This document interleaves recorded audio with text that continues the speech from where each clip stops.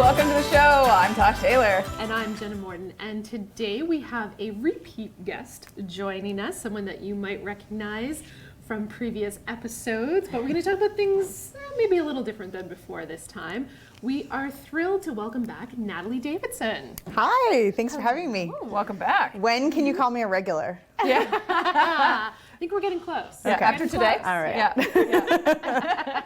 So those of you who might have heard Natalie on the show before, we've usually talked about parenting, we've talked about marketing, and now we're going to kind of combine marketing and real estate because you have gone back to real estate. I'm a dynamic person. Yeah. I have varied interests, and Very hobbies interesting. and professions. So you are still a marketer, which is, I think that's just goes without saying. I think that's just in your blood. There will never be a time in your life you are not, Yeah, I think so too. whether or not you're doing it as your job. And real estate is also something that's been a big part of your life that I think some people locally didn't necessarily know until recently. Either like only knew that about me or knew this, yeah. But I have two businesses essentially, which has been kind of interesting to watch people respond to. I think that's been really interesting for me as a woman specifically. I think lots of people own two businesses, but for some reason I've been met with a lot of like, oh, you're doing only that now? And I'm like, no, why are you assuming, Yeah. you know, why are you assuming like this limitation? But that's for a different podcast. Yeah, I have a real estate business that's locally based, and I serve people here in our community or people coming to our community or leaving our community. And then I still have my marketing company, Mara, where we teach small business owners how to stay on brand. That is not just a local business. We serve people from coast to coast and a little into the US as well. Amazing. So talk a little bit about that idea of having two businesses and how they play off each other and how they're playing into your life. Well, realtors are marketers, or should be. And, you know, no offense if anybody takes offense to that, but really they should be. I mean, that is the role. And if you approach marketing the way I do, which is marketing is just getting humans to take action. Really, that's what it is. It's an exercise in getting humans to do something.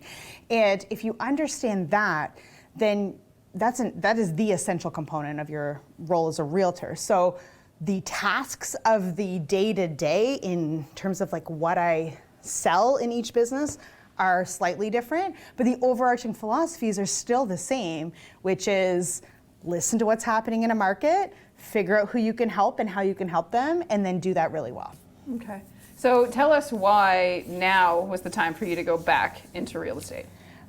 Because we had made some shifts in my other business that gave me some time, and I don't do well with idle spare time. I tend to fill it. I think it was having twins, you know, that really taught me what I can accomplish in the run of a day, and I've not really wired to have idle time on my hands. So I understand that's that. really why. Yeah. Yeah. I think a lot of people are like, oh, because the market's really good, you're gonna make a lot of money. I'm like, if I just wanted to make a lot of money, like maybe a second business isn't the easiest way to do that. So, but that's for a whole other kind of can of worms. But yeah, and I also found myself constantly just doing this work anyway. So, but then having to, you know, give it to somebody else. So I would be with my friends on the weekends or my family members or whatever. And, you know, before they ever called a realtor, I used to be a realtor, we would be spending extensive amounts of time working on their search or getting their home ready or whatever it was. And I just thought, this is crazy. Yeah, Let's just do it. Just do it and see Yeah. it through. Yeah. Yeah. One of the things that we talk a lot about is that idea of marketing, and you make it sound so simple, and yet so many people struggle with it. Yeah.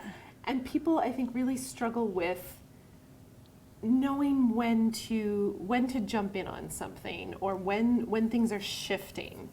And I think that you are kind of that prime example of how things are shifting right now. Okay. And so I want you to talk a little bit about specifically marketing in real estate. Okay. And how that's changing or how you see it changing. Well, I think that marketing in anything, and then I'll talk specifically about real estate, but marketing in anything if you want to be really great at it, it's accessible to everybody. But we were socialized in a world that wasn't like that. So we were socialized in a world that was mass marketing. If you had a lot of money, you could reach a lot of people. And the message was for a lot of people. So that was the world we grew up in. And that is what we're kind of wired toward because of our socialization. And that's just not how the best marketing works. The best marketing starts from listening. And so in terms of my timing with real estate, I mean, did I identify in my brain an opportunity because many realtors are marketing the way we used to market? Like, yes. And people are buying houses digitally. People are virtually. They're buying houses online. They're buying houses sight unseen. That is unheard of. So I was a realtor in Toronto. We've seen, my husband and I both worked in that market. We've seen multiple offers in insanity, a lot of the things that we're seeing in our market now. But we have never seen people buy houses sight unseen. That is unheard of. And that means that we need to be leveraging digital tools and, there's all kinds of tactics that I used to build my online business and to transition Merrill from an agency to an education company that transfer immediately to an online digital virtual real estate practice. Okay. Yeah. There's a lot to break down in that.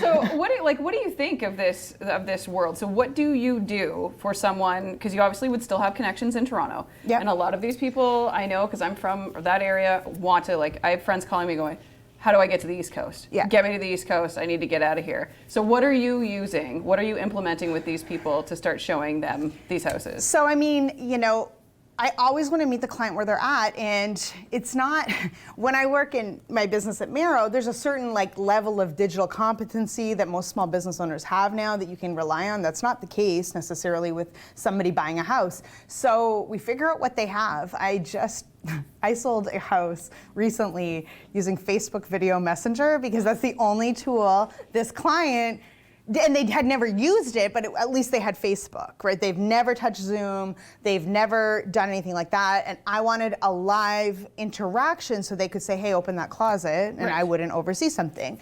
So it's extremely responsive for sure, but there's also just a lot of opportunity for just understanding that I've been saying this for years. So even when I wasn't selling real estate, I was working with people who sold real estate as a marketing coach. And nobody wants you to come, even before the pandemic, nobody wanted you to come sit at their kitchen table anymore. Right. Nobody wants that. Yeah. And so the fact that the industry still required that was really something. And so it no longer does. So I'm just working on figuring out my own process and systems for our business that we can roll out that way. Looking in the crystal ball of the future, eventually we are not going to be living in a pandemic anymore. But things will have changed. How do you think real estate and real estate marketing is going to look after all this? What parts are going to stick around of these changes? I think that real estate in our area is going to be driven by whatever business does. So if business requires people to go back to office towers in major centers, then that's not going to be great for our region. And if it doesn't, then we're going to be doing this for a while. As people continue to see, there are still cost advantages, obviously, to Atlantic Canada, specifically to our city in Moncton. There are a lot of things that make this area attractive for people who have had to stay in the city for work or different reasons like that. So I don't personally, I guess this could all go away in terms of how we work if we choose to, but that's not my intention. I see a lot of opportunity to be able to connect with more people and to help and serve more people achieve their goals by leveraging digital tools. Okay, so I don't want you to give away your secrets, but if you had to recommend to a local realtor that they change the way they're marketing, what's the first thing you're going to suggest to them? Yeah, such a weird position. Yeah. Yeah, I have a lot of recommendations, but I think it doesn't even come down to it doesn't even come down to so specific to the transactions or using digital tools. For all realtors everywhere, nobody cares about just listed, just sold, just listed, just sold, just listed, just sold. Like nobody, like if you listed it, we know you sold it. Like that's the market we're in. True, So, yeah. you know, no offense, I love you all, but we don't need you to do that. You have, you as a realtor, as any small business owner, you have unique value you bring to the table. And sometimes we default to what everybody else is doing to avoid the discomfort. I just hit my mic, sorry everybody. To avoid the discomfort of digging into what makes us unique, because we're taught not to do that, right? Don't take up too much space. And so I really encourage you to take up more space and don't default to the automatic, just sold, what everybody else is doing. You don't have to do that. You have something that you should be sharing on a regular basis to create connection to your audience and be able to grow the right customer base for you. And to that point, we referenced at the beginning that you've been a guest on the show before. And one of those topics that we talked about was the time you spent on TikTok, which to me is exactly what you're talking about there. Bit of a long-term vacation I spent over there, yes. No, but you made a point of enjoying and using TikTok and grew a following that wasn't necessarily there before, right? Some people followed you there, other people found you there, and a lot of those people connected with you. Yeah. And now those same people, especially the ones who maybe don't live here, are going, oh, if I want to go there, oh yeah, I remember that girl that was dancing. Yeah. Yes, yes, 100%. And you know, the interesting thing about marketing is like, so I grew up fast, decent sized audience on TikTok, bigger than I have on any other platform, and frankly, something I don't actually know what to do with at the moment. Like I've got this audience of people on TikTok that don't necessarily align with what I do for a living. So I'm in this kind of weird place right now, trying to figure that out. I'm also in a very strange place with even my real estate marketing. I thought about it a lot today, and I was like, oh, Jenna said, come talk about disruptive marketing. And then I gave myself an existential crisis about like, are you disruptive even? Like your marketing's not even that good right now. And all of these things, right? But marketing's more than advertising, and it's more than client acquisition, and it's more than a flash in the pan. So what I underestimated was that like I have a pretty solid personal brand locally, and I actually underestimated how quickly that would turn into clients. And so I thought, okay, well, you know, I'll launch this little side hustle for fun, and it exploded.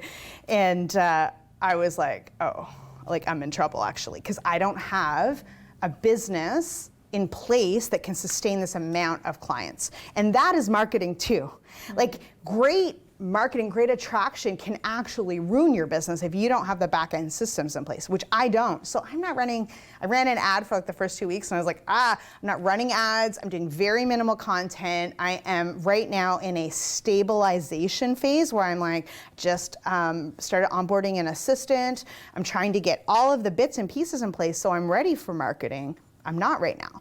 And that is important because everybody wants a bigger audience. Mm-hmm.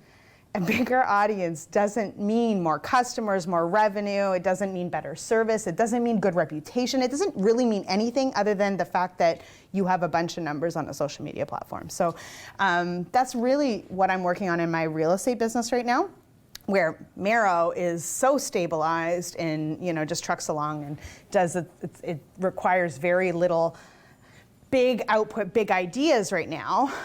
That's all being kind of dedicated to my other business.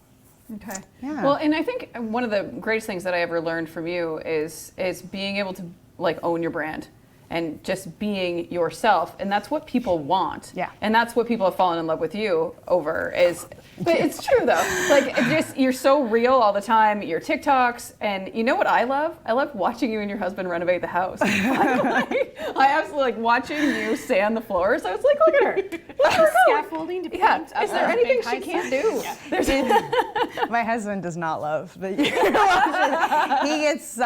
he's just like, literally yesterday I was like, get up on the ladder. I want to do a video where I dance and you look like you're not paying attention. I mean, and he eye rolls me and we didn't make that video. But, it's like, that's the hardest thing for people. And it's also the most important thing. So, I joke about TikTok as like a vacation I went on because I don't know what to do with the platform right now. And if you go there, you're going to be disappointed. Like, there's nothing happening. The old ones, you will not be disappointed. My daughter still requests, hey, can we go look at that video of Natalie? I am super popular when I pick my kids up at middle school with the kids. It's true, I get waves. I really do get waves from other kids. It's super weird. But, but it was pandemic. I mean, you can go back and listen to the episode. There's a lot of things that it was an outlet. It was a fun way to show up. But I'm also going to be honest that like it wasn't strategic. It's not a part of my strategy at the moment. Right now, let's be honest, I need to stabilize the back end of my business. I'm not out there.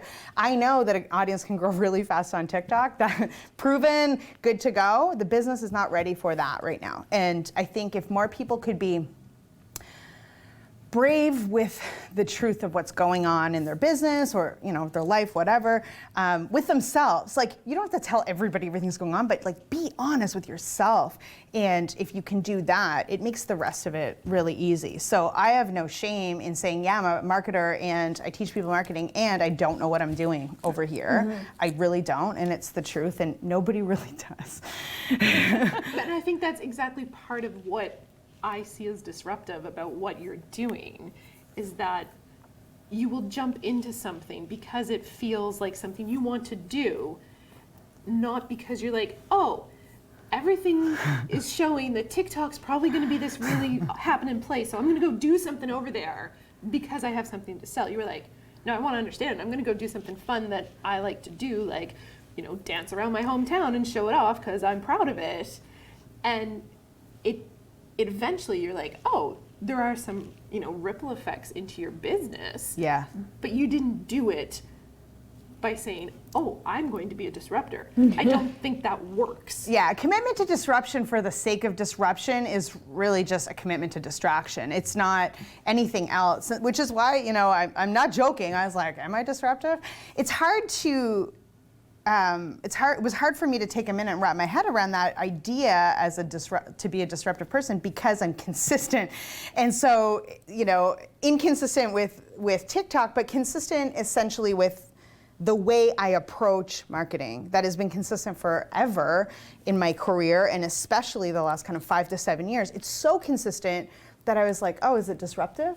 And I was like, oh, it doesn't have to feel disruptive to me. That's the answer. Consistent to me, consistent to my brand, consistent to the people that work with me on my team, and then maybe disruptive to the people that haven't yet experienced it. And if you think about disruption that way, it allows you to build a brand that people can trust at the same time as you innovate. And those two things don't have to compete. So when it comes to, like, when you get to this point in your new business where you don't necessarily need to be taking on more clients, but you don't want to disappear either. Yeah. How do you keep that happy medium of like keeping your socials alive, but being like, I don't need to take on another client? Like, how do you go about that? It's really interesting you asked that. I had a call with a brand about a month ago it was this really interesting intersection of like my real estate work and my marketing work, and they wanted both. So we were talking about a project, and I was filling them in on how this is all going. And the marketing lead on their team didn't know me. She'd never met me before. And she was like, so you've been doing this 6 weeks now, I'm over 2 months in, but like, she's like, 6 weeks and you're hiring an assistant? I'm like, yeah. And she goes, well, what's the difference between someone that starts 6 weeks ago that needs to hire an assistant now, and someone who starts 6 weeks ago and like can't get their first lead? Like, what is the difference? And I was like, that is a good question. And the answer was super obvious, and it's that I never stopped making content. I've been making content for 10 years. Did it have anything to do with selling houses? Like, most of the time, not. Mm-hmm. But I was still building my brand. So even it might have been, we did Project Nice List, which was like a local community just giving back project. There was no revenue involved for us, no sponsorships or anything. But we showed up in a very visible way in our community. That's part of my brand. I do have thousands of people following me on TikTok because I was dancing on the waterfront last summer for fun. That is part of this. And people think that you need to give everything you do a job. People think every activity or every conversation you have has to have some kind of role in the bigger picture and how it's going to create the strategic output for your business. Your strategy can be backing it up and deciding what you're willing to be held accountable for, what you want to own, and that's it. And the other parts are just who you are. So I don't know if I answered your question, but you can still make content. Right. You know what I mean? You can still make content while you build your systems, but I'm not doing lead gen. I'm not out there trying to sell my services. I'm not putting out, I have a whole kind of sales funnel that is going to live someday and it's ready to go, but I'm not turning it on. I'm certainly not turning on paid ads. I have enough traffic with the people who know me, and I'm so grateful for that. And so that's now where you have to get those people in place to support you. And I think a lot of small business owners will get to where this is, and they'll be like, that's it. Mm-hmm. And I've done that before, so that's how I know. And I see it a lot with some of our clients. It's really hard to make that decision to bring people on to support you, but that's what you got to do if you want to keep growing. Mm-hmm. Yeah, as you're saying that, I'm just like, yeah, there's so many things running through my. I know. It is so much the kind of same stumbling challenges that any small business would face. Like we are focusing mostly on your real estate journey right now.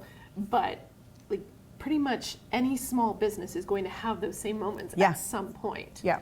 And I think that's how you can see those moments of those businesses that really start to shine, are those ones who can kind of take that step out and look at things and go, oh, it doesn't all have to be a strategy in this sense. The strategy can be about integrity. It can be about your personal brand, not just your business, and and that bigger picture kind of look at things. And the acknowledgement that everything you do is a part of the puzzle, and it may not seem like it in that moment, but those things all come. Your brand is the sum of every interaction somebody ever has with you.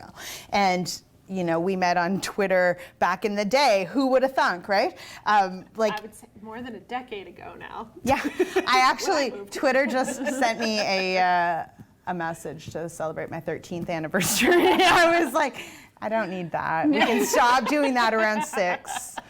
Thank you, social media platforms. But yeah, I mean, and I don't want to say all this and sound like I'm taking anything for granted. I mean, I am not. I recognize how fortunate I am, but also when people are like, how did that happen? It happened over a decade. Mm-hmm. It didn't happen over, and don't be discouraged if you try something new and that's not the case. I mean, it's not supposed to be the case. Like, I also sold houses in Moncton for 4 years for a builder. Like I have a lot of track record there that people know, and so it's not kind of coming out of left field and saying it's this easy. It's not easy, but eventually it is. Like, you just have to continue to show up. There were times where I was making content where I didn't even have anything going. I didn't even have a job. Like, I was just making content, about whatever. The first episode that we did. Yeah, that's true. I didn't even have a job. Like, it was just there were things I wanted to share, and I did, and here we are. Perfect. Okay, well, we have to wrap up. So, where are people going to find you? People can find me on Instagram at Natalie_I_Davison. That's the best place. Okay. Yes. Perfect. Leads to all the others. It leads to all the others. Everything from there. Yeah. And before we wrap up the show today, Jenna, congratulations. Why, thank you, Tosh. Congratulations to you, too. Thank you for reminding me. We are congratulating each other because this show is nominated for 5 awards with the Alberta County Chamber of Commerce. That's right. The Business Excellence Awards are going to be happening on April the 24th, and we have been nominated in 5 categories. So thank you. Yes, thank you everyone who keeps watching and listening and interacting with us, and just please keep it up. Yeah, absolutely. We'll see you next week.